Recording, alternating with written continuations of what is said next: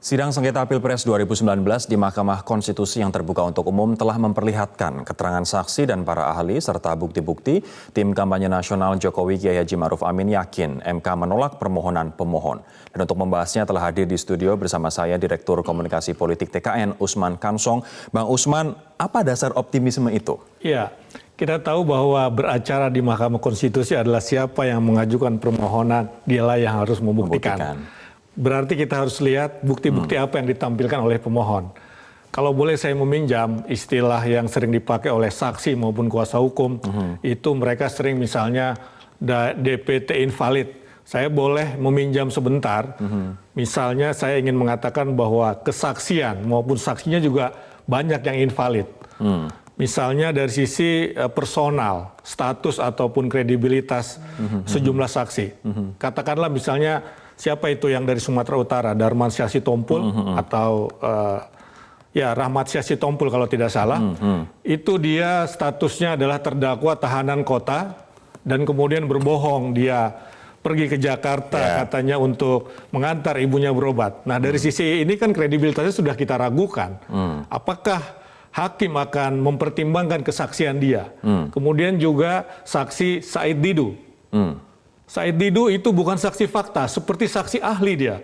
Saksi fakta adalah saksi fakta adalah yang melihat, mendengar, mengalami sebuah peristiwa ataupun kejadian. Ya kan? Nah, Said Didu menjadi Sekjen BUMN itu jauh sebelum peristiwa Pilpres 2019.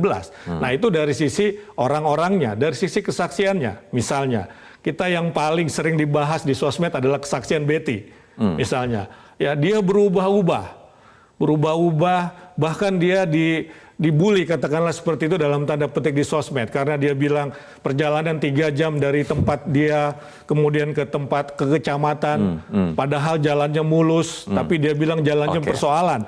Kemudian juga amplop yang ditunjukkan ada kecenderungan itu adalah palsu sehingga TKN mempertimbangkan, bukan TKN tapi kuasa hukum Pak Jokowi dan Kiai Ma'ruf itu mempertimbangkan untuk melaporkan ke polisi sebagai saksi palsu. Nah itu dari sisi kesaksian, belum alat-alat buktinya. Ya, alat buktinya tidak bisa menunjukkan di mana kecurangan yang TSM itu begitu. Artinya kesaksian menurut Anda lemah, alat bukti juga tidak bisa menunjukkan. Tidak bisa ditunjukkan, tidak bisa ditunjukkan, bahkan alat bukti yang begitu banyak bertruk-truk itu kemudian kan ditarik lagi begitu. Ada 14 saksi fakta dan 2 saksi ahli yang diajukan oleh pemohon. Dari termohon tidak menghadirkan saksi fakta. Sementara dari Anda, pihak terkait menghadirkan 2 saksi fakta yang berbicara soal proses rekapitulasi di tingkat pusat begitu dan juga panitia acara Training of Trainers terkait pernyataan Pak Muldoko dan juga pernyataan Ganjar Pranowo begitu. Adakah sebenarnya kesaksian dari pemohon yang membuat Anda khawatir? Sama sekali tidak, sama sekali tidak. Kalau saksi yang pertama, yaitu soal rekapitulasi, saya kira selesai. Semua pihak bersepakat dengan hasil yang diumumkan oleh KPU. Tidak ada persoalan baik dari sisi waktu maupun dari sisi hasil. Semua menandatangani itu. Yang kedua juga, yang katanya hadir di TOT, apa yang dia sampaikan itu bahwa di situ ada pernyataan demokrasi, kecurangan adalah bagian dari demokrasi, itu tidak seperti yang dia tafsirkan. Ternyata kesaksian dari, kebetulan namanya sama-sama Anas begitu kan, kesaksian dari panitia yang kami tunjuk, itu tidak seperti itu maksudnya. Dan Pak Muldoko yang dituding tidak menggunakan slide. Tidak menggunakan slide, jadi itu bukan statementnya Pak Muldoko atau materinya Pak Muldoko. Pak Muldoko itu menutup, bahkan menurut wakil direktur saksi, Pak Lukman Edi, yang bersangkutan saksi dari 02 itu tidak hadir dalam TOT. Menurut Lukman Edi bisa dibaca begitu. Jadi dari mana dia menyaksikan itu? Tidak hadir atau namanya lain dalam daftar hadir. Jadi artinya dia tidak bisa diuji kesahihannya apakah dia hadir atau tidak. Masih dipertanyakan begitu. Baik, saya kemudian akan bertanya kepada salah satu poin yang banyak disampaikan oleh pemohon adalah terkait dengan dugaan TSM. Khususnya dugaan memobilisasi aparat kepolisian, intelijen, kemudian BUMN dan juga birokrasi. Menurut Anda, apakah dari dinamika persidangan itu sudah cukup untuk membuktikan bahwa itu tidak terjadi, Pak? Sama sekali tidak, ya, sama sekali tidak.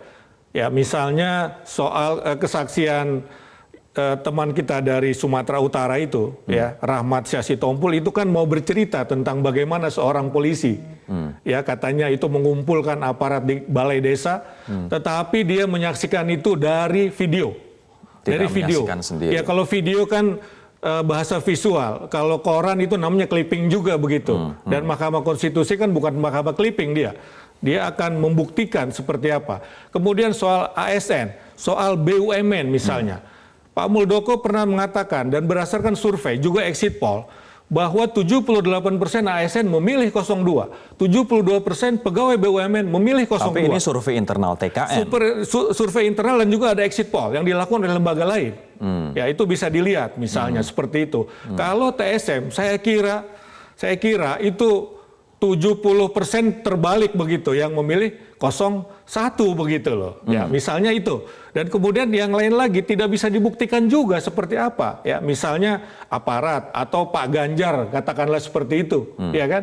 Dan keterangan Anas juga membuktikan bahwa aparat yang dimaksud bukan seperti itu begitu loh. Bukan aparat kepolisian, bukan aparat. Dan yang kasus-kasus yang katanya melibatkan aparat sudah diselesaikan juga oleh Bawaslu kan begitu. Dan sudah ada tidak ada pelanggaran, PSU. tidak ada pelanggaran pidana pemilu. Ya, yang ada adalah soal pelanggaran administratif, pelanggaran etika, karena itu diserahkan oleh Bawaslu atau Gakumdu kepada Kemendagri. Artinya kan tidak ada, itu sudah diselesaikan jauh sebelumnya. Baik. Terkait dengan status Kiai Haji Ma'ruf Amin sebagai Dewan Pengawas Syariah dari anak perusahaan BUMN, apakah menurut Anda ada kekhawatiran bahwa ini belum terjawab atau terjelaskan secara gamblang? Tidak terjawab sama sekali. Itu kan sebetulnya saksi Said Didu yang mau ditampilkan untuk memperkuat permohonan pemohon terkait dengan status Kiai Ma'ruf, tapi kan tidak bercerita sama sekali soal itu.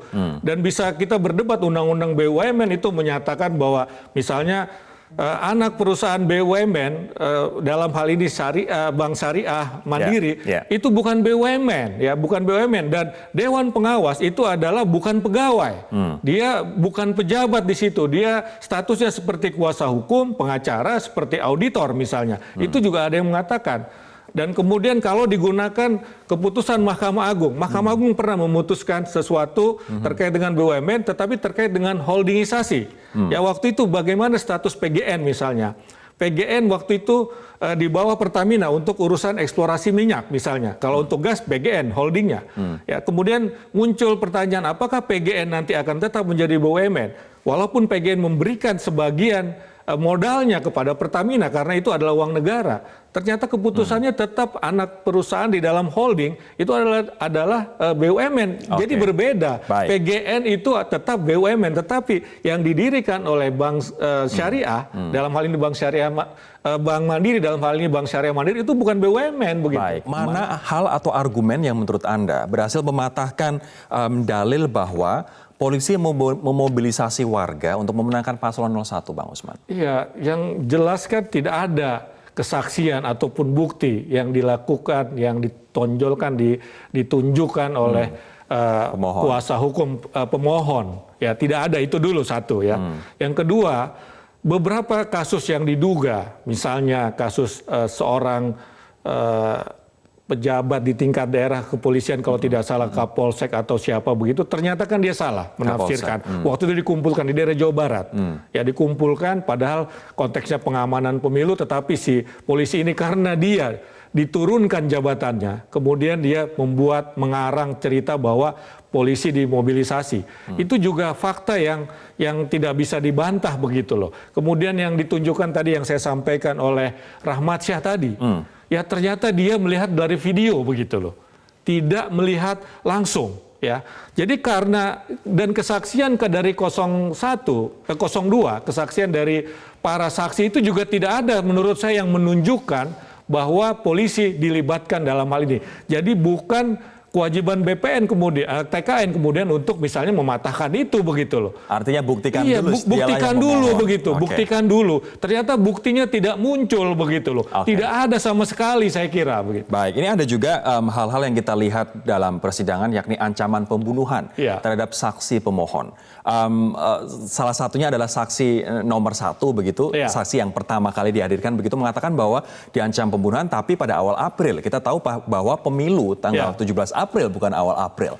Apa arti dari ancaman pembunuhan dan ternyata ancaman pembunuhan itu awal April dan juga ancaman-ancaman pembunuhan yang dikemukakan oleh saksi yang lain? Iya, ini kan istilah media drama begitu. Drama yang diperlihatkan oleh Bambang Wijayanto yang minta perlindungan ke LPSK. Ya, padahal para pengacara, kuasa hukum, orang yang bergerak di bidang hukum tahu apa tugas LPSK. LPSK adalah melindungi saksi dalam konteks hukum pidana, ya terkait dengan kriminalitas begitu. Tidak dalam konteks hukum tata negara misalnya. Ya itu sudah menunjukkan drama. Yang kedua tadi yang Anda sampaikan, fakta-faktanya tidak membuktikan bahwa ada ancaman. Ada yang ditusuk katanya, tapi itu 2017.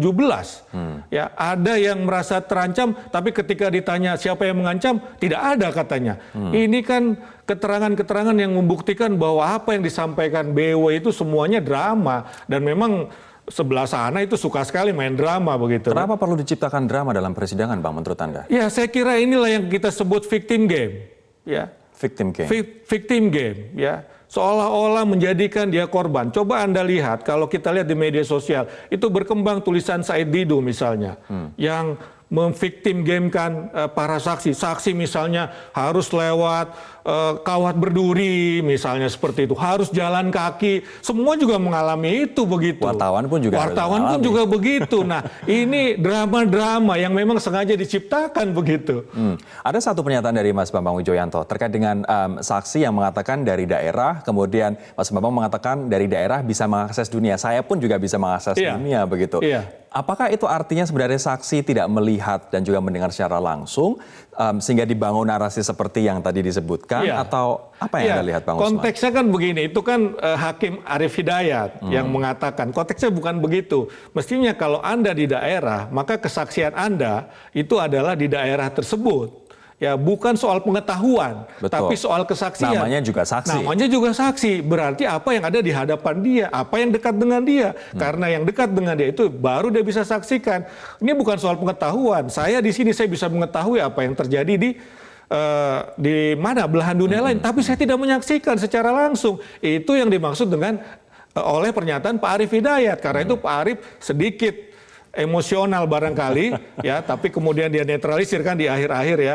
Kita cepika-cepiki sebetulnya katanya kalau bertemu di luar. Nah, jadi itu sampai Mas Bambang itu diancam akan diusir, dikeluarkan dari ruang sidang. Apakah Anda melihat model saksi seperti ini yang sebenarnya tidak melihat, tidak mendengar, tidak experience atau merasakan hal-hal yang seharusnya dia jadikan dasar dalam kesaksian itu, Bang?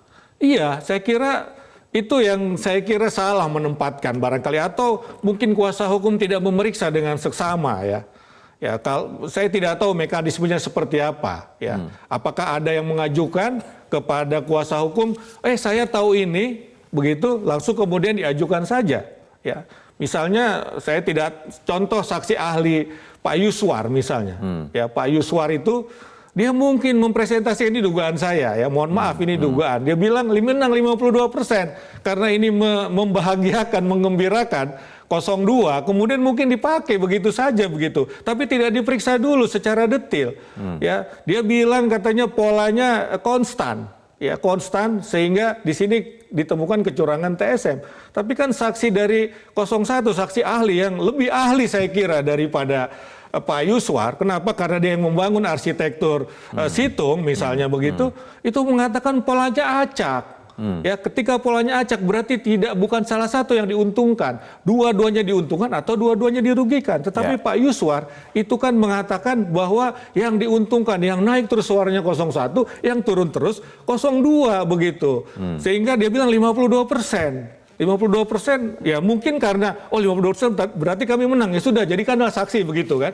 Itu yang saya khawatir begitu. Baik, Bang Usman terakhir, artinya seperti tadi Anda mengatakan optimisme bahwa pemohon akan kalah begitu.